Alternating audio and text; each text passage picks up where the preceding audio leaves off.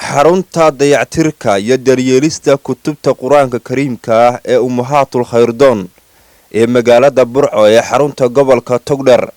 oo ah haween u midoobay inay dayactiraan kutubta quraanka kariimka ah ayaa maanta markii labaad fuliyay olole ay 3 biloodba mar ay ku gubaan kutubta dayacan ee laga soo ururiyay meelaha ay ku dayacan yihiin halka ay dib u hagaajin ku sameeyeenna in ka badan 2,100 kitaab. Gudoomiyaha Ummahatul Khayrdoon Asma Yuusuf Cismaan oo ugu horeynba halkaasi ka hadashay ayaa faahfaahisay waxyaabihii u qabsoomay muddadii ay jireen. xarunta guud ee Ummahatul Khayrdoon dayactirka, daryeelista, wacyigelinta iyo weynaynta kutubta quraanka kariimka ah ee gobolka Togdheer magaalada Burco ee Ummahatul Khayrdoon waxaa asaasay sida magacoodaba ku cad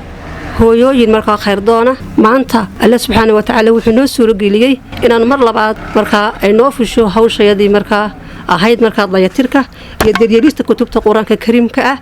anagoo markaa muddadan jirnay tahay 6 bilood 3 biloodba mar soo saarna markaa dayactirka kutubta samiiskooda iyo gudubtooda haday noqoto 6 bilood hore oo ku beegreed markaa bishii 22 ilaa 25 sida rajaynayo waxaanu markaa soo gubnay kutub intan in la eeg ah waxa kale aanu dayactirnay kutub iyaduna markaa 776 kitaab ah hadda waxaa noo dayactiran oo mashafka noo saaran 1350 kitaab kutubta la soo dayactirayaduna noqotay markaa in la asturo oo la soo aasay dayacantay noogu kutubta idin muuqata tiradooduna aad iyo aad bay u farabadan tahay wadar marka la isu geeyo kutubta aanu sameynay waxay noqonayaan 2,150 kitaab waxa kale Allah subhanahu wa ta'ala uu noo soo geliyay maanta inaanu sameysano aanu u sameeyna halkii kutubta lagu dayactiri lahaa oo ah markaa meel bermiya barkadii kutubta lagu gubaayay iyo godkii kutubta lagu aasayay xaydaabkii aanu soo xidhnay. geesta kale qaar ka mid ah culimada gobolka Togdheer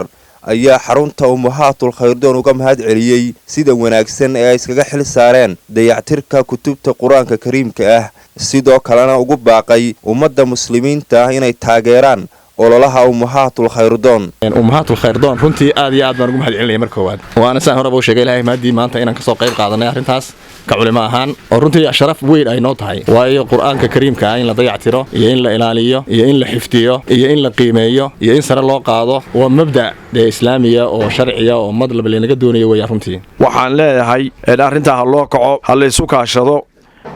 ururka wixii lagu kaalmeyn karo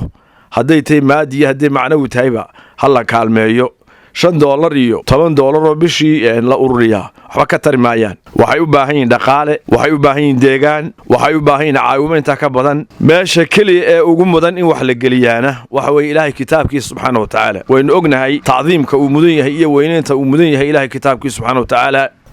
waxa xaruntan in la ihtimaamo aad iyo aad looga warhayo sida culimadu sheegtay oo loo gurmado oo la soo booqdo ugu yaraan bal sida jawiga iyo dareenka loola wadaago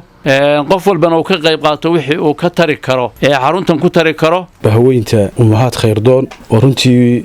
arrin aad iyo aad muhiim u ah oo waajib ah oo ayni ah oo ah dayactirka kitaabka quraanka kariimka ah iyo hagaajintiisa u taagan gobolka Togdheer marka koowaad mu'assasatul karam li dacwatu tanmiya ahaan waa bogaadinayna waa soo dhaweynayna waxaan kala shaqeyn doonaa insha Allah